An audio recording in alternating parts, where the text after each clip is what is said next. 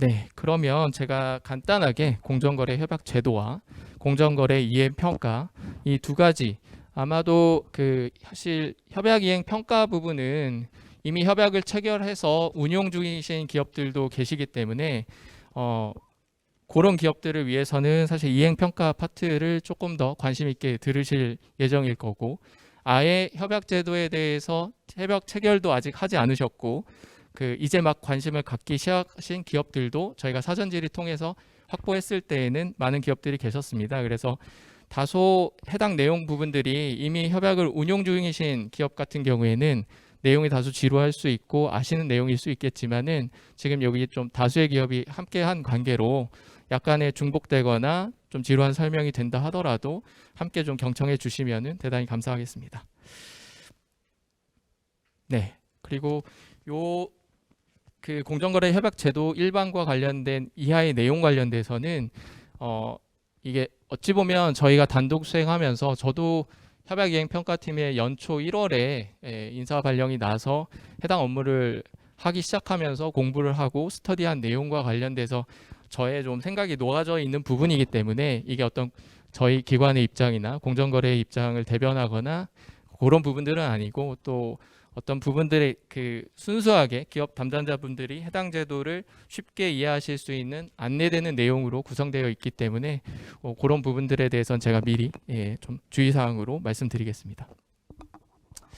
일단 공정거래 협약이라는 거에 대해서 제도를 도입 검토하시는 실무자분들께서 이게 어떤 맥락에서 튀어나오는 그 제도일까 전혀 모르실 수도 있고 지금 뭔가 동반성장 지수에 편입되었기 때문에 그런 부분들로 당장 해야 돼서 두서없이 달려드시는 경우도 있을 건데 협약제도가 의외로 그 해당 용어로 접근하게 되면 간단하게 주제와 그 대상 이런 것들을 좀 분설해서 끌어낼 수가 좀 있거든요. 그래서 그 협약이라는 게 끝에 있는 약자의 약속의 다름이 아닙니다. 그래서 서로 협력 협의해서 정한 약속이라는 뜻이고 결과적으로는 약속이기 때문에 어떤 계약상의 의무를 부과하거나 법률상 의무를 부과하지 않습니다. 제가 그 저희 PPT 자료를 미리 검수하는 과정에서 조금 착오가 생겨가지고 인쇄본과 지금 이제 게시되고 있는 내용이 좀 다른데요. 일단 그 부분 되게 제가 대단히 죄송스러운 말씀드리고 요 지금 게시되고 있는 내용 등은 사전 접수된 이메일 등으로 저희가 다시 한번 배포를 좀 드리겠습니다. 그래서 지금 약간 전 버전이 좀 들어가 있다 보니까 내용이나 오타가 일정 부분 있는 부분인데 미처 그 부분을 검수하지 못하고 좀 인쇄가 되는 바람에 양해 말씀 먼저 드리겠습니다. 그래서 PPT 부분은 메모 정도로 이용하시고 화면을 좀 봐주시면 더 좋겠습니다. 그래서 일단은 약속이기 때문에 어떠한 법률상 의무 내지는 계약상 의무가 아니어서 해당 약속을 지키지 못한다 하더라도 기업들에게 어떤 불이익이 가해지는 사항은 없습니다. 그야말로 협약을 운영하는 주체와 협약의 파트너, 그 협력사와의 관계에서의 약속이라는 부분을 꼭 생각해 주시고 이 부분에 대한 제도적 허들이 그렇게 높지 않다라는 부분을 이 의미에서 조금 더 끌어서 조금 기업 담당하시는 분들께서 너무 이제 부담감과 거부감이라기보다는 좀 가볍게 접근을 해주셨으면 하는 바람이고요. 그러면 일단 이 협약이라는 게 문헌적으로 봤을 때 약속이라고 하더라도 어쨌든 법상으로 해당 협약 제도가 설계가 되어 있는 것은 사실입니다. 그래서 저희가 각 분야별 공정위 예규 저희가 전체 그 하도급 협약 포함해 가지고 4가지 영역에 대한 협약 제도를 두고 있습니다. 그래서 하도급 분야, 대규모 유통 분야, 가맹 분야, 대리점 분야인데요. 각각의 그 예규상에 나와 있는 협약 제도에 대한 정의를 좀 사실 이제 협약 제도에 대한 개념 정의 규정은 예규상에 없지만 제1조 목적 조항이나 성격 조항 등을 토대로 해서 좀 끌어내 보면은 일단 오늘 참여하신 기업들 중에 대규모 유통과 가맹, 대리점 분야는 일단은 저희가 없는 것으로 파악이 됐기 때문에 일부 저희가 사전 파악했을 때는 사실 대규모 유통 분야도 한 2개 기업이 참석하실 것으로 생각을 했는데 안 오신 관계로 일단 하도급에 포커스를 두고 좀 계속 진행을 하겠습니다. 예. 그래서 하도급 분야를 살펴보면 대기업과 중소기업이 하도급 거래 또는 원재료, 부품, 상품, 제품 및 용역 등의 거래를 함에 있어서 자율적인 공정거래 질서 확립을 위해 하도급법과 공정거래법 등 공정거래 관련 법령의 준수와 상생 협력을 약속하는 협약이라고 되어 있어서 어찌 보면 이제 개별 법에서 개념 정의하고 있는 협약의 의미는 좀 여기서 명확하게 드러날 수 있다. 예, 그래서 어찌 보면은 지금 하도급 예규임에도 불구하고 원재료, 부품, 상품, 제품 및 용역 등의 거래라고 해서 어떤 특별하게 뒤에서 다루겠지만은 하도급법이 적용되는 하도급 거래라고 개념적으로 포섭을 하려면 사실 상당히 허들이 높습니다. 법률 요건상. 예. 그렇지만 이 예규는 어떤 그 규제적 성격으로 다가가는 게 아니라 그야말로 동반성장과 상생협력, 공정거래 문화 확산에 포인트를 두고 있기 때문에 굳이 하도급 거래에 한정되지 않고 거래 분야를 상당히 여기서 넓히고 있다. 예, 그래서 보시면 알겠지만 하도급 거래 또는 원재료, 부품, 상품, 제품 및 용역 등의 거래라고 해서 어떤 거래의 개념적인 성격보다는 기업의 규모에 포커스를 좀 두고 있는 제도다라고 생각을 해주시면 좀 좋을 것 같습니다.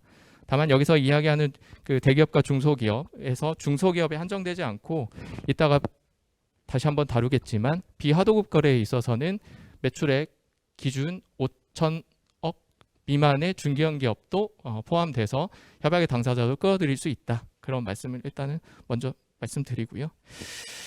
그 다음에 그 협약을 그렇다라고 하면 내용적으로 봤을 때 예규 각 2조에서 협약의 성격에 대해서 이야기를 하고 있는데 법규에 대한 자율적 준수와 상호 간의 상생 협력 및 지원을 스스로 다짐하는 약속이라고 해서 협약이라는 게 약속이라고 한다면 약속의 내용이 있지 않겠습니까? 해당 내용은 두 가지 테마로 구성된다고 봐주시면 되겠습니다.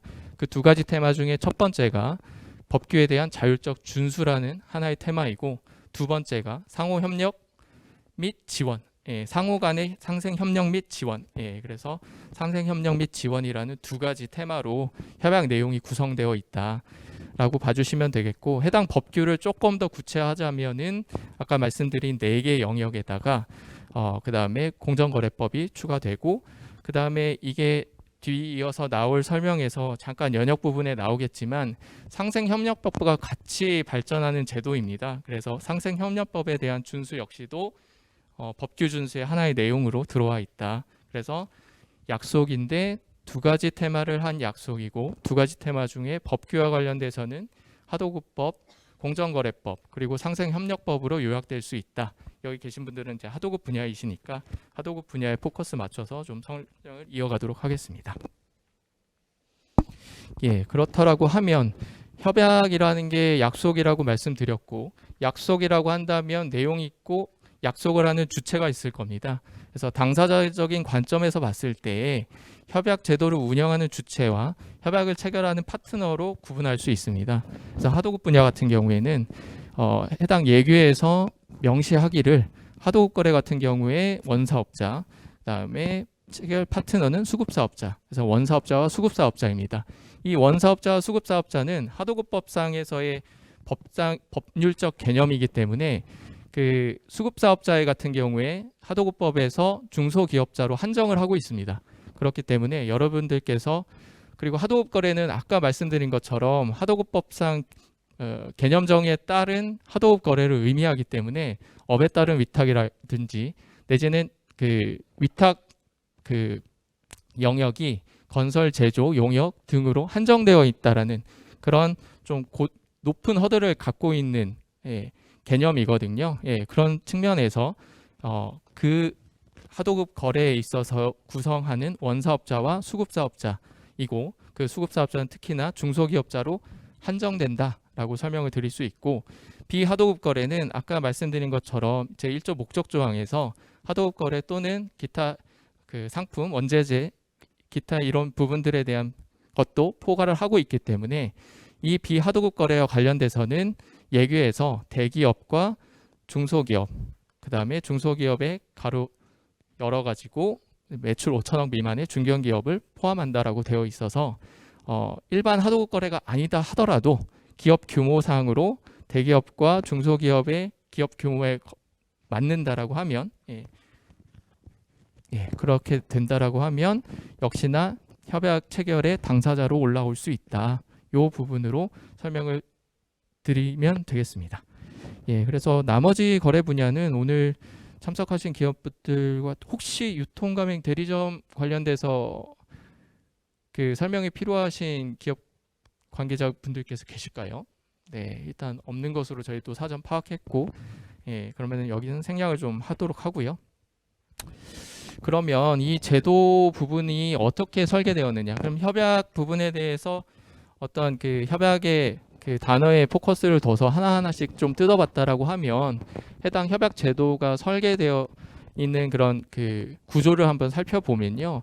약속이기 때문에 약속의 당사자인 그 대기업과 중소기업이 사실 해당 제도의 운영 주체입니다. 그래서 대중견기업, 중소기업이 양 사이드로 빠져 있고, 그 다음에 이 부분과 관련돼 가지고 해당 제도에 대한 운영 실적, 그 다음에 전체적인 설계, 그 다음에 각종 인센티브 부여, 이행 상황 점검 등을 하게 되는 정부 파트, 기존의 공정거래위원회에서 맡고 계셨고 이행평가 부분만 저희가 좀 진행을 하고 있는데, 그래서 이 3자가 아울러서 서로 공조하는 프로그램으로 설계가 되어 있다라고 말씀드릴 수 있겠습니다. 그러면 이 협약제도 부분이 그 뭐 어떤 개념정이나 기타 어떻게 설계되어 있는지에 대해서 설명을 드렸다면 좀 이야기적인 측면에서 그러면 이게 어떤 스토리를 밟아가지고 현재에 이르렀는지를 한번 생각해 보시면 향후에 어떤 기조나 이런 부분들 관련돼서 맥락적으로 설명을 더 쉽게 하실 수 있을 것 같아서 좀 짧게만 한번 설명을 드려보도록 하겠습니다. 일단 해당 협약제도의 시발점은 사실 공정거래위원회에서 개별 부처에서 시작을 했다고 보여집니다. 그래서 공정거래위원회가 기업의 불공정 거래 행위를 시정함에 있어서 하도급법, 사실 이 하도급법이라는 게 저희 우리나라랑 일본 이 두 개 나라 제외하고는 해외에서는 계약법적으로 다뤄서 해결하는 사안으로 알고 있습니다. 그래서 어찌 보면은 위스탁 거래, 그 다음에 대기업 중심의 성장을 겪었던 우리나라 같은 경우에서는 아무래도 거래상 지위 격차를 거래상 지위가 벌어지다 보니까 계약상의 어떤 협상력을 높여주는 하도급법이 기능하게 된 것으로 생각하고 있는데요. 그런 하도급법을 엄격하게 집행함으로써 어찌 보면 이제 하도급법 위반 부분에 대한 시정이나 과징금, 과태료, 기타 처벌 등으로는 아무래도 잠재적으로 법 위반이 되는 케이스를 모두 다 잡아낼 수는 없을 겁니다. 그렇기 때문에 예방적으로 오히려 공정거래 문화를 확산시켜 가지고 만약 100건의 거래가 있을 때 10건의 법 위반 사안이 있다라고 하면 잠재적인 부분도 훨씬 많지 않겠습니까? 그래서 문화 확산을 통해서 오히려 예방 효과를 좀 갖고 오는 게 어떨까? 그런 부분들에 대한 반성적 고려가 있었던 것 같고, 그래서 추진된 게 어찌 보면 이제 경성규범의 강력한 집행 드라이브에서 당사자 간의 자율적인 공정거래 관행 구축, 일종의 연성규범 등으로 일컬어지는 정책들을 집행하게 되는데, 가장 대표적인 게 표준 하도급 계약서의 보급, 그 다음에 저희 기관이 탄생하게 된 배경이 되는 조정제도, 그 다음에 협약제도, 이 부분들이 비슷한 시기에 아울러 입법됩니다. 그래서 그런 맥락 속에서 이 협약제도가 탄생하게 되었다라고 이 공정위 차원에서는 2007년에 요게 협약제도를 논의하고 협의하기 시작했거든요. 그래서 그때쯤이었다라고 생각을 해주시면 되겠고, 또 이게 개별 부처만 힘썼을 때는 사실 지금 동반위에서 진행하는 동반성장 지수나 이런 것까지 발전되기는 사실 조금 힘들 수 있었는데, 마침 전체적으로 이런 기조가 범정부 차원에서도 논의되기 시작해서 상생협력과 동반성장 시대라는 기치를 내걸고 각 그 행정부처의 각각의 파트에서 모두 다 합심해서 조금 이제 이런 논의가 좀 일어났던 것으로 기억합니다. 그래서 단순하게 저희가 이제 대기업의 경쟁력 제고가 혼자만의 그 경쟁력 제고가 아니라 일종의 하나의 네트워크로서 기능해서 협력사와 전체적인 시너지 효과를 끌어내는 부분이 국가 경쟁력과 밀접하게 연관되어 있고, 그런 측면에서 같이 가야 된다라는 그런 논의가 이루어진 게 바로 이런 맥락에서 진행된 것으로 알고 있습니다. 그래서 이런 부분들이 결과적으로는 특징져서 튀어나오는 사건들로 읽을 수 있을 건데, 일단 하도급법은 84년 12월 제정이고 이 부분이 계속 집행되고 하는 부분에 있어서 아까 말씀드린 것처럼 2007년 8월에 저희 기관 설립 관련된 공정거래법 개정이 이루어졌고 2007년 9월에 협약 예규가 처음 제정됐거든요. 그 직전 년인 2006년에 기업 논의 과정이 있었던 것으로 알고 있고요. 그리고 아까 말씀드렸던 동반성장과 상생협력의 그런 범정부 차원에서의 논의가 집약된 게 2006년 3월 제정되는 상생협력법입니다. 그래서 어찌 보면 2007년, 2006년 요 기간 동안에 그런 논의가 물꼬가 터져가지고 이제 개별 법과 협약 제도 이런 부분들로 그 매듭이 정책적으로 지어졌다라고 좀 봐줄 수 있겠고요.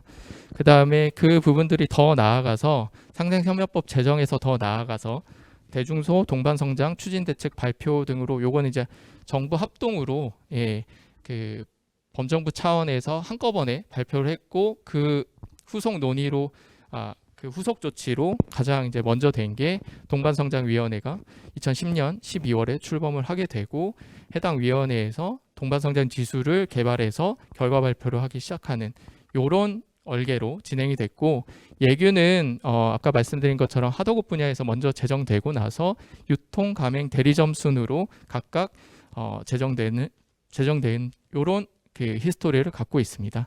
그래서 여기서 지금 비지수 기업도 상당히 계시지만 일단 동반성장 지수로 생각해서 오시는 기업들도 있기 때문에 동반성장 지수에 대해서 간단하게 설명을 드리면 저희 공정거래 협약 이행평가가 50%, 동반성장 종합평가가 50%로 구성이 돼서 두 개를 합산해서 최종적으로 동반위에서 동반성장 지수 결과를 발표하고 있고, 저희 같은 경우에는 일단은 공정거래위원회가 이미 동반성장 지수 개발 이전에 협약제도를 운영하고 있었기 때문에 그 동반위의 결과 발표와 상관없이, 그러니까 지수 편입 기업과 상관없이 일반 기업들도 하도급 분야를 거래 운영하고 있다면 협약제도를 채택하도 무방하고 해당 기업들이 바로 저희가 하반기에 진행하는 비지수 기업들입니다. 그래서 그런 협약 이행 평가가 100점 만점 기준으로, 다만 다수의 이제 가점 항목들이 있기 때문에 정말 이제 실질적인 만점은 각 업종별로 조금 상이하긴 하지만요. 그래서 일단 그 점수와 그 다음에 동반위의 그 정선평가, 정량평가 각각 80점, 20점 합산 점수로 계산이 되고 있다라고 설명을 드리겠습니다. 그 다음에 이게 아무래도 최근에 조금 이슈가 이런 부분들이 좀 많죠. 그래서 기업에서 부서명도, ESG 등으로 좀 고치시는 경우도 좀 많이 보는데 이게 하나의 트렌드라고 할까요? 과거에도 CSR이라고 해서 기업의 사회적 책임을 강조를 많이 했었고, 그런 부분들이 약간 요즘에는 어떤 그 투자와 관련된 지표로서 비재무적인 요소도 좀 고려해야 된다라는 ESG 경영이나 ESG 지수 이런 부분들로 좀 옮겨가는 과정이고, 국내 대표적으로 그 ESG 관련돼서 평가를 진행하고 있는 한국 ESG 기준원에 따르면은 협력사 및 경쟁사와의 그 이해관계인에 대한 대응 모델 이런 부분들로 평가를 진행하고 있다라고 합니다. 그래서 실제 해당 ESG 기준을 살펴보면 모범 기준에서 저희 CP나 그 다음에 협약 이행 평가 관련된 내용, 그 다음에 동반성장 지수 내용 등도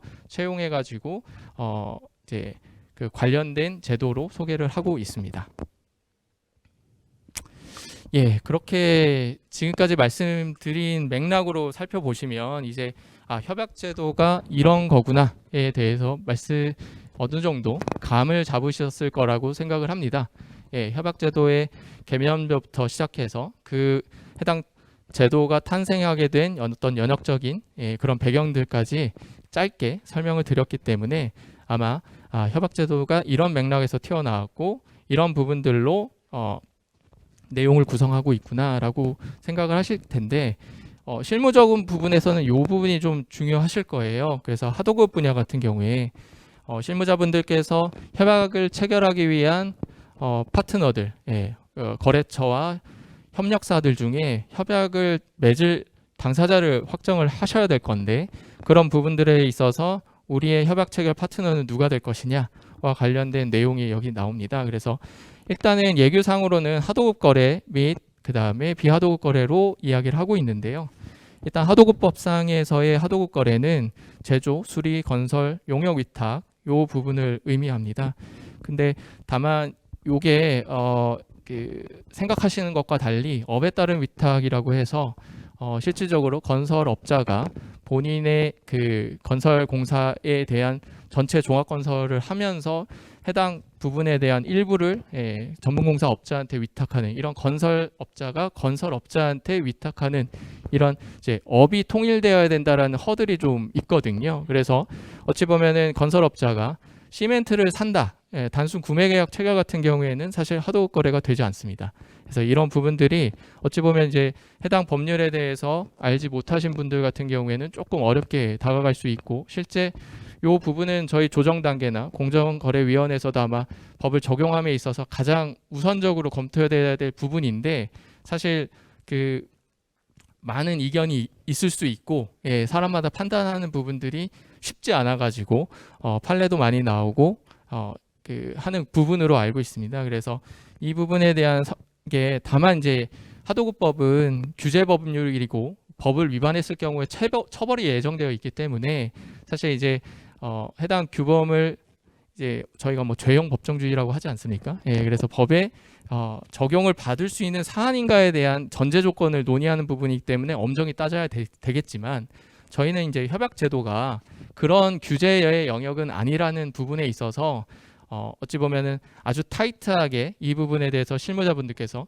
이거 하도급 거래가 되는 걸까 안 되는 걸까 이렇게까지 너무 고민하지는 않으셔도 되지 않을까라는 생각이 좀 들고 그런 부분들로 비하도급 거래도 같이 열어두고 있습니다. 그래서 상생협력법 제2조 상에서 일반 위스탁 거래라고 해서 상생협력법이 하도급법보다 위스탁 거래의 개념점을 훨씬 넓혀두고 있거든요. 여기가 그 아까 말씀드린 업에 따른 위탁의 제한 조건이 없기 때문에 일반적인 그 수탁 계약에 대해서는 전체적으로 모두 다 상생협력법상의 위스탁 거래에 포섭이 되기 때문에 하도급보다 훨씬 넓은 범위고 협약 예규 1조에서 목적 조항에서 이야기하기로 일반 원자재 등의 거래에 대해서도 일부 열어두는 부분들이 있기 때문에 어찌 보면은 그런 부분들로는 조금 넓게 해석이 가능하지 않을까라고 생각은 하고 있습니다. 다만 저희도 이 기업 문의가 좀 많이 옵니다. 최근에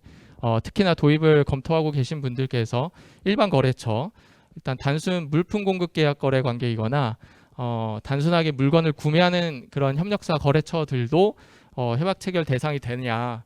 다만 저희가 지금 평가를 함에 있어서 실질적으로 협약사에 대한 정확한 모니터링을 실시는 저희 땅에서는 못 해봤던 게 솔직한 말씀입니다. 다만 저희가 이제 소수의 협약사를 두고 있는 케이스에서 올해 평가를 나갔더니 이제 모 기업에서 마치 본인네들의 그런 그 뭐랄까요 그 인쇄나 일단 어떤 그 기업에 있어서의 단순 사무용품 등을 하는 거래처 등을 협약사로 놓고 해당 협약사가 전부였습니다. 그래서 저희가 그 부분은 솔직히 이제 간과할 수 없었기 때문에 점수 부여를 하지 않았는데 이것처럼 전체적인 협약사의 캐파를 늘리는 부분에 있어서 어려움이 있으시겠지만 뭐랄까 하도급 거래가 기본적으로 뒤에 나오는 어떤 그 평가 요소에 있어서는 전체적으로 하도급법의 준수를 요청드리고 그 부분에 대한 자율 준수를 선언하는 거기 때문에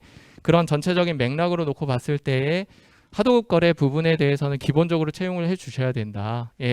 그리고 비하도급 거래라는 부분에 대해서도 다소 해석의 여지가 있는 부분이라서 이 부분에 대해서 주객이 전도돼서 비하도급 거래로 일관한다던가 내지는 그 부분으로 소수 기업으로만 운영한다던가 하는 형태는 전체적으로 협약제도 부분에 대해서 평가를 받으신다라고 하는 입장에 있어서는 저희로서는 볼 수밖에 없는 부분이다. 예, 그래서 그런 부분들은 다소 그렇게 운영함에 있어서 유의를 좀 해주셨으면 좋겠습니다. 예, 그래서 기본적으로 하도급 분야의 협약 제도이기도 하고, 그 다음에 협약 평가의 기본적인 모든 내용들이 하도급법의 준수, 뭐 서면 발급이나 대금의 대금 지급에 대 있어서의 현금 비율 내지는 이제 60일 이내의 결제 등과 같은 것들이 모두 평가 요소로 채용되어 있기 때문에 그런 것들을 전체적으로 놓고 봤을 때에는 기본적으로 하도급 거래를 전제로 한 모델입니다. 예, 다만 그 부분에 대해서 어려움을 겪는 기업이 있을 수 있고 일부 조금씩 늘릴 수 있는 범위가 있겠지만 그 주객이 전도돼서는 상당히 좀 곤란할 것 같다라는 말씀을 좀 드리고요. 뭐 개별적으로 본인 개별 기업에서 거래 파트너들, 본인의 거래처들, 거래 협력사들 관련돼 가지고는 이따가 개별 컨설팅 할 때 좀 말씀을 주시면은 또 한번 논의를 좀 이어가 보도록 하겠습니다. 그리고 뭐 유통 분야랑 그다음에 가맹 대리점 분야도 있지만 뭐 요 부분과 관련돼서는 지금 관심 사항이 아니실 거기 때문에 생략을 하고요.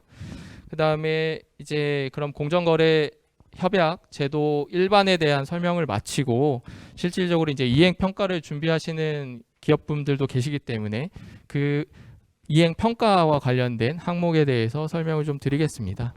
일단 전체적으로 과거에는 공정거래위원회 이행 실적을 제출하고 진행을 했습니다만은 저희 조정원으로 조금 개편이 돼서 저희가 좀 진행을 하고 있고 업무 분장 자체는 예규에서 나와 있는 것처럼 협약제도의 기획과 총괄은 공정거래위원회가 맡고 저희 같은 경우에는 평가 신청부터 평가 점수 산정 등 관련 제반 업무를 수행하는 것으로 역할이 구분되어 있습니다.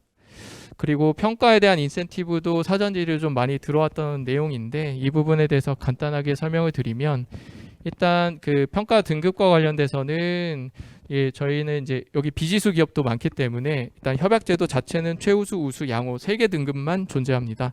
저희가 이제 편의상 이 3개 등급 외적으로 점수가 떨어지는 경우에는 이제 등급 외로 부르고 있고요. 예, 그래서 95점, 90점, 85점 이렇게 세 구간이 있고요.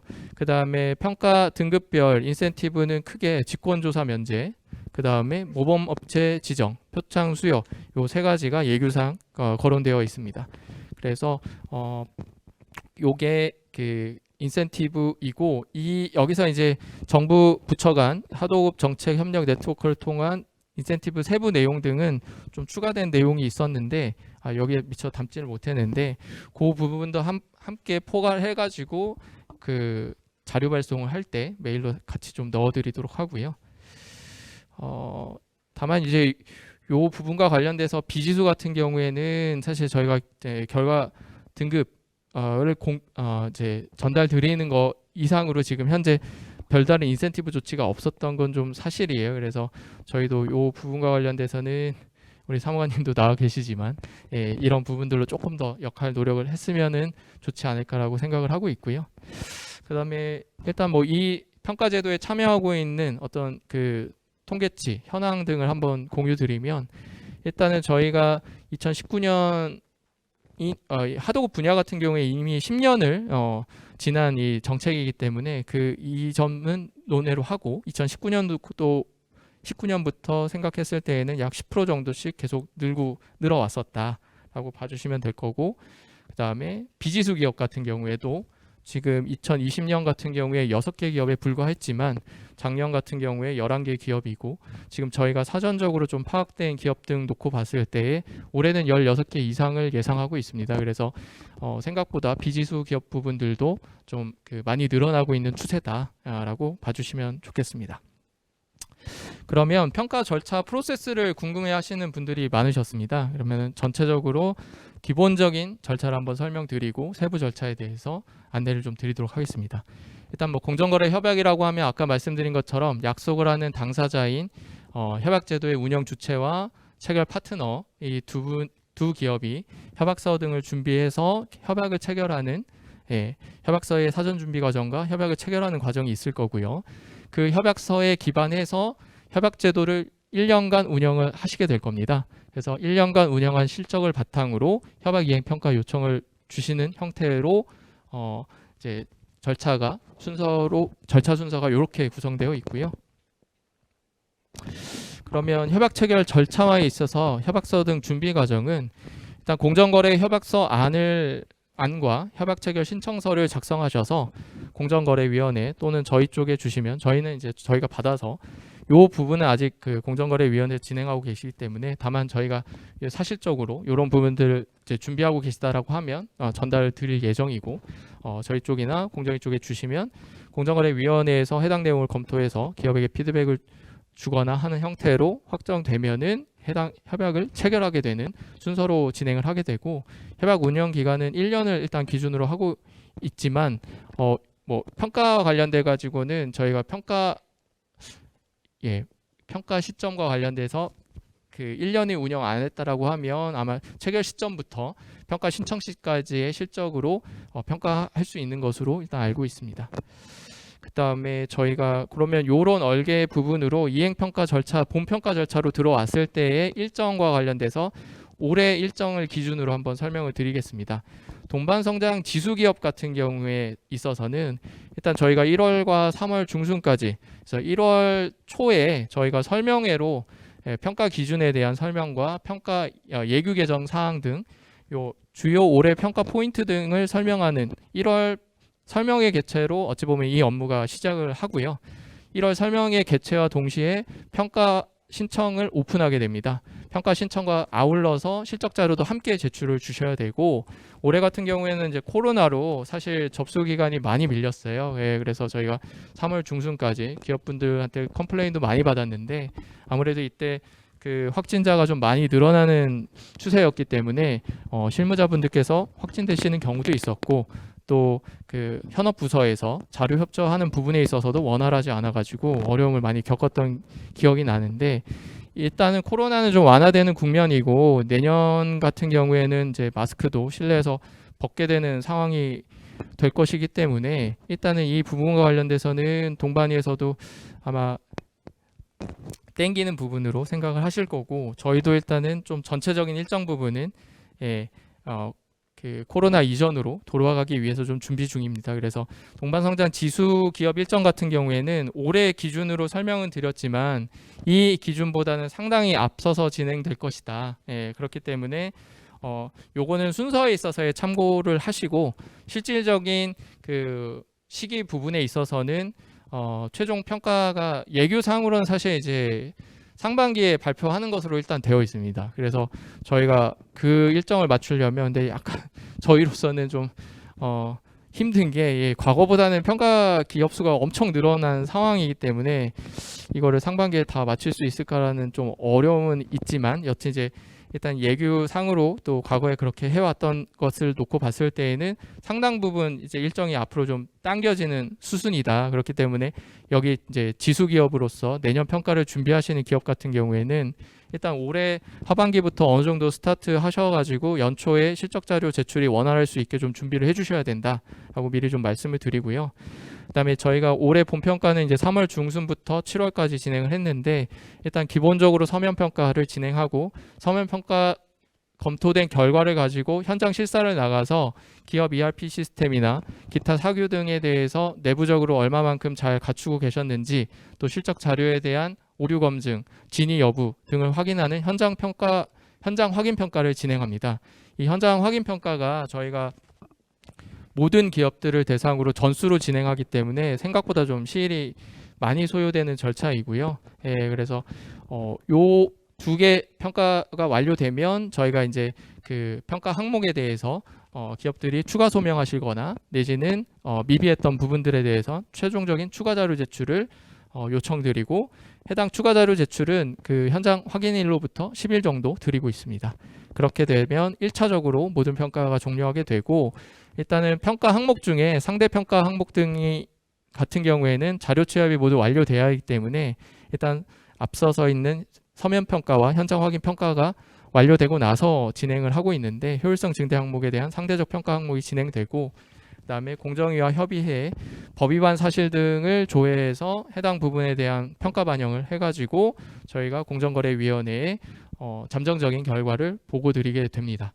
그러면 공정거래위원회에서 해당 잠정 평가 등급 부분을 포함해서 모니터링 하셔가지고 이상이 없다라고 확인하시고 그 부분에 대한 잠정 평가 등급을 통보하게 되면 기업들의 이의 신청하는 절차가 있습니다. 그래서 이의 신청 부분으로 이의 신청을 하시고 이의 신청에 대한 검토 내용을 포함해서 평가위원회가 최종 개최되고 해당 심의에서 최종적인 평가 등급을 확정하게 됩니다. 그리고 최종 평가 등급 확정에 따른 통보와 인센티브 부여 고지가 이루어지게 되고요. 그래서 전체적인 평가 절차는 요 순으로 진행된다. 다만 동반성장 지수기업 같은 경우에는 평가 시점이 요 절차 시점이 상당 부분 내년 같은 경우에 앞으로 당겨질 것이다 라고 좀 이해해 주시면 되겠습니다. 비지수 기업 같은 경우에는 올해 예정인 일정을 가지고 설명을 드리면 기본 얼개는 지수와 동일합니다. 그래서 저희가 평가 신청 접수, 본평가, 이의 신청, 그다음에 최종 평가 등급 확정 및 통보 순으로 진행을 하고요. 저희가 뭐 올해는 어떻게 잘 돼서 이렇게 이제 미도입 기업 또 평가 신청 준비 기업 등을 모시고 설명회를 좀 진행할 수 있게 됐는데 오늘 이 기본적인 설명과 관련돼서는 공통된 설명이기 때문에 유튜브 등에 좀 업로드를 해서 실질적으로 준비하시는 데 좀 도움이 되고자 하고요. 그래서 저희가 9월 말 오픈해서 얼마 남지 않았죠, 9월이. 그래서 저희가 이번 주에 일단은 어차피 접수의 시작은 그렇게 중요한 부분이 아닙니다. 대부분 실적 자료나 이런 부분들을 접수 기간 말미에 주시기 때문에 그래서 그런 부분들로 일단 오픈을 9월 말부터 10월 초까지 진행을 할 예정이고요. 신청과 동시에 실적 자료 역시 제출 주시면 되고 해당 실적 자료를 바탕으로 동일한 내용으로 서면 평가, 현장 확인 평가가 진행이 될 예정이다. 비지수 같은 경우에는 동반성장 지수 발표 같은 경우에는 지수 기업 같은 경우에는 동반위에서 50% 중에 이제 일정 부분을 협력사에 대한 설문조사를 병행하시기 때문에 만족도 조사를 진행하지만 비지수 같은 경우에는 동반지수와 달리 운영되기 때문에 별도로 협력사에 대한 만족도 조사가 할 수 없어서 저희가 자체적으로 하고 있습니다. 그래서 공정거래위원회에서 이 해당 설문조사는 진행을 하고 계시고 그 결과를 저희가 전달받아서 합산해서 중간 결과를 드리게 되면 마찬가지로 이의 신청, 최종 평가 등급 통보 확정 통보 순으로 진행되고 있다. 그렇게 생각을 해주시면 되겠습니다. 네, 그럼 평가 기준과 관련돼 가지고 간략하게 좀 설명을 드리겠습니다. 시간이 생각보다 좀 많이 지났는데 이 부분을 좀 궁금해 하시겠지만 사실 막 준비하시는 기업 같은 경우에는 세부적인 평가 기준은 좀 온도가 아마 낮으실 거고 또 막상 준비하시는 기업 같은 경우에는 여기가 핵심이겠지만 저희가 일반적인 이런 강의나 설명 등으로 전달드릴 수 있는 한계가 명확합니다. 왜냐하면 이거는 기업마다 상황이 너무나 다르기 때문이죠. 그래서 저희가 개별 이따 기업 컨설팅하는 시간이 있으니까 그때 각 기업의 상황에 대해서 말씀을 주시고 그 부분으로 좀 피드백을 받으시면 아마 조금 믹스가 돼서 설명이 좀 보완되지 않을까 싶어서 여기서는 좀 간략하게 말씀을 드리도록 하겠습니다. 그러면 이행평가 기준과 관련돼서는 평가 기준 부분은 결과적으로는 평가 부분은 점수화를 시키는 부분이기 때문에 어쩔 수 없이 각 영역별 점수가 할당되게 됩니다. 그런데 저희 공정거래 협약 같은 경우에는 아무래도 이제 그러니까 협력사에 대한 만족도 이런 부분들보다는 해당 공정위가 소관하고 있는 공정위 소관의 법령 준수 이 부분에 대한 자율적 준수에 대한 선언이 크기 때문에 계약의 공정성과 그다음에 법 위반 예방, 법 준수 노력 파트 부분이 합산됐을 때에 66점 정도로 상당 부분 큰 포션을 차지하고 있고요. 그다음에 이제 상생 협력 지원. 그래서 아까 이제 협약의 테마가 약속의 내용이 크게 두 가지라고 말씀을 드렸죠. 그래서 하나가 법규에 대한 자율적 준수, 그다음에 상생 협력과 지원 두 가지 테마인데 반가로 1, 2가 법규의 준수로 대변이 되고 반가로 3번 상생 협력 지원이 상생 협력 지원에 대응되는 그런 평가 구조를 갖고 있다라고 생각을 해주시면 되겠습니다. 그러면 일단 공정거래 준수, 약속의 첫 번째 테마인 공정거래 준수와 관련돼서는 계약의 공정성으로 일단은 평가 설계가 되어 있는데 결국 대기업과 협력사가 거래를 한다는 것은 곧 계약을 체결한다라는 의미이고요. 그 계약이 공정하게 체결된다고 한다면 거래의 공정성 역시 담보될 가능성이 높아진다는 것을 의미할 겁니다. 그래서 결국 계약의 공정성은 대기업과 협력사 간의 연결고리, 그러니까 계약과 거래 이 부분에 대해 초점을 두고 평가를 합니다. 그래서 계약 체결 과정의 공정성이라는 큰 테마 아래 두 가지 항목이 있는데, 하나는 협력업체의 공정한 선정을 위한 실천사항 한 가지, 그 다음에 계약 이전 주요 정보 사전 알림 시스템에서 요 두 가지인데, 이 실천사항 같은 경우에는 이제 협약 예규에서 평가 항목으로서 4대 실천사항이 언급이 되는데, 해당 4대 실천사항 부분은 사규화시켜 얼마만큼 기업이 해당 부분에 대한 실천사항을 잘 받아들여서 내부 규정화시키느냐, 이 부분을 주로 포커스해서 보고 있습니다. 그다음에 기타 계약 이전 주요 정보 사전 알림 시스템 등은 지금 나눠드린 설명 자료 상의 이제 준비 자료나 실적 자료 준비 방법 등을 참고하시면 어떤 것들을 의미하는지 대략적인 감은 찾으실 수 있을 거라고 생각을 합니다. 다음으로 계약의 공정성 부분에 있어서 역시나 그 계약에 포커스를 두고 이 부분이 평가가 진행된다고 말씀드렸죠.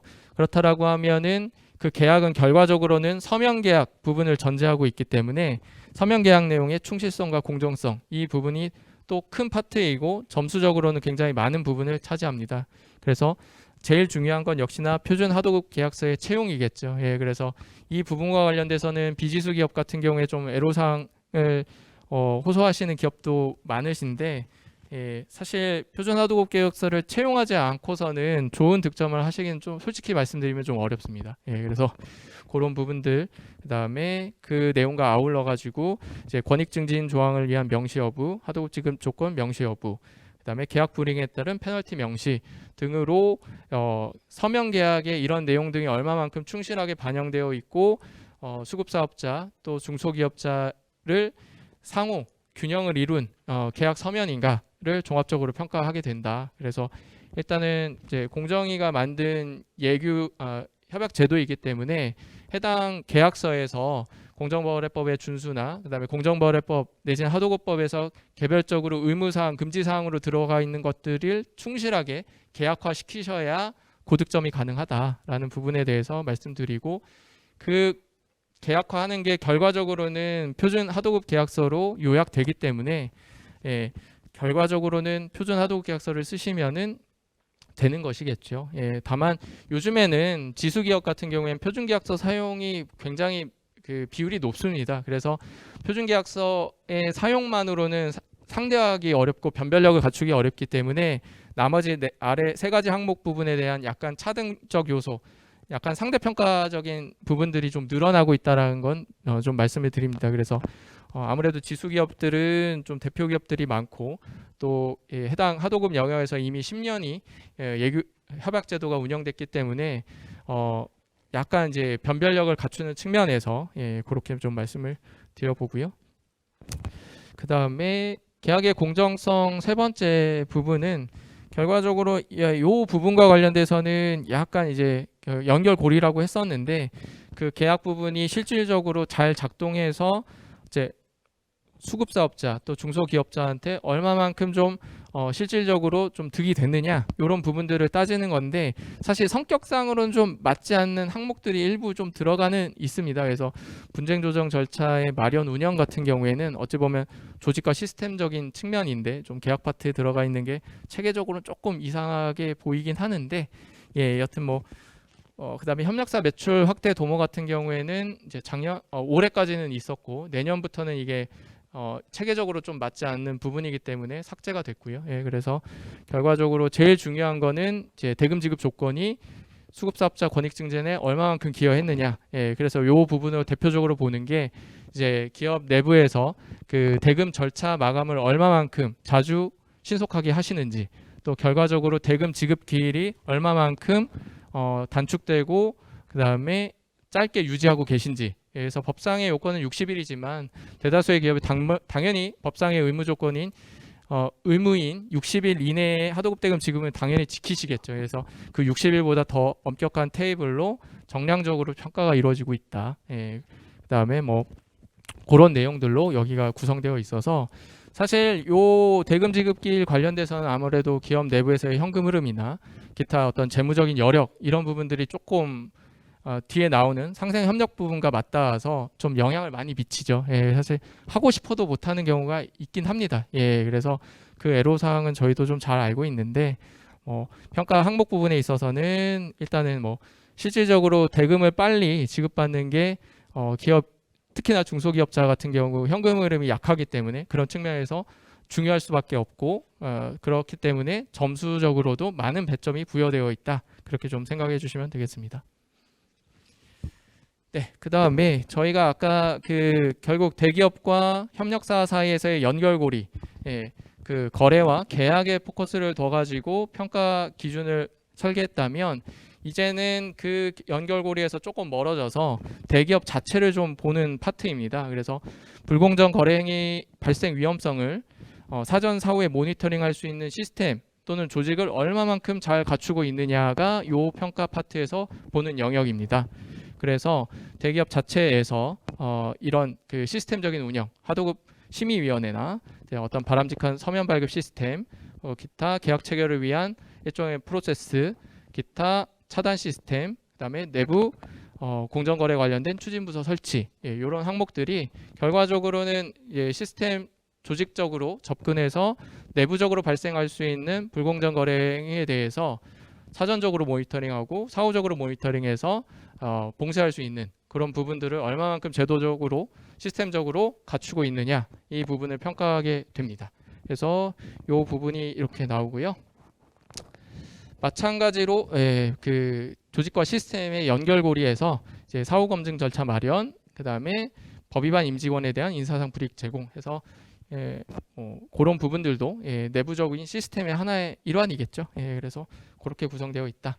그다음 마지막으로는 이제 상생 협력 지원 파트. 그래서 약속의 두 가지 테마 중 두 번째 상생 협력 지원 파트인데요. 이 부분은 사실 일단 법규 준수를 스스로 다짐하는 게 아니라 이제 협력 사회를 하나의 그 경쟁력의 파트너로서 끌고 가가지고 전체적인 이제 기업 경쟁력을 제고하자. 그러려면 아무래도 좀 어떤 지원 부분들이 많이 이루어져야 되지 않느냐라는 그런 파트로 사실 비지수 기업 같은 경우에는 보시면 만약 비지수 기업이 주로 이제 중견 기업이 많으니까요. 그래서 36점 모두 다 가점 사항입니다. 그래서 어찌 보면은 앞에 반가로 1, 2 파트 부분만 충실히 설계하셔도 어느 정도의 점수 확보는 가능하고 상생 협력 지원까지 더 하신다라고 하면 충분히 좋은 점수를 득할 수 있다. 그래서 사실 중견기업 기준이 저희가 생각했을 때는 점수를 순수하게 이제 득점의 관점에서 놓고 봤을 때에는 생각보다는 어려운 기준은 아니다라고 생각은 해요. 다만 몇 가지 이제 크리티컬한 사항을 받아들이기 어려운 기업 상황 같은 경우에 있어서는 아무래도 좀 간극이 좀 발생은 하겠지만 아까 말씀드린 뭐 표준계약서의 사용이나 대금 지급 조건 등이 얼마만큼 잘 설계되어 있는가 그런 부분들의 허들만 넘으시면 사실 중견기업 같은 경우에는 좋은 득점을 획득하실 수 있습니다. 그래서 그런 부분들이 여기는 전체적으로 모두 다 상생지원 협력이 가점으로 구성되어 있다. 다만 그렇지만 이제 지수 기업 같은 경우 일반 기업 부분으로 넘어오시게 되면 물론 지수 안에서도 중견이 있긴 합니다. 그래서 아무래도 이제 비지수 기업 중에서는 중견 기업이 좀 많은 부분이어서 그렇게 말씀을 드렸고 여튼 일반 업종으로 놓고 봤을 때는 이런 형태로 되어 있는데 그럼 뭘 지원하느냐를 놓고 봤을 때는 이제 금융 지원, 기술 지원, 인력 지원, 기타 이제 그 해당 저희 상생 협력 제도에 대한 확산 노력 부분과 관련돼 가지고 1, 2차 간 협력사 사이에서의 이런 협약 제도 확산 노력 이런 부분들이 여기 들어가게 되고요. 그런 부분들로 구성되어 있고 그다음에 이제 최근에 이슈가 많은 협력사 대상 매입액 적극 조정 실적 요 파트 관련돼서는 올해도 좀 적극적으로 평가를 했었고 최근에서도 공정위에서 납품 단가 연동제 계약 관련돼서 활성화 요청이 좀 많잖아요. 그래서 그런 부분들도 구성되어 있다라고 말씀드리겠습니다. 예, 그래서 앞서서 기본적인 항목들에 대해서 간단하게 설명드렸기 때문에 요 부분과 관련돼서는 이미 앞서의 설명으로 좀 가름을 하고 실질적으로 이제 요렇게 했을 때의 상생 협력 지원 파트까지 점수 산정이 끝나고 어찌 보면 요 부분들은 회사 내에 어떤 그 조직과 시스템 그다음에 계약 파트에 집중했다라고 하면 그게 결과적으로는 저희가 이제 서면 평가도 진행하고 현장 확인도 진행하지만 만약에 실질적인 법 위반이 있다라고 하면 앞서서 설계한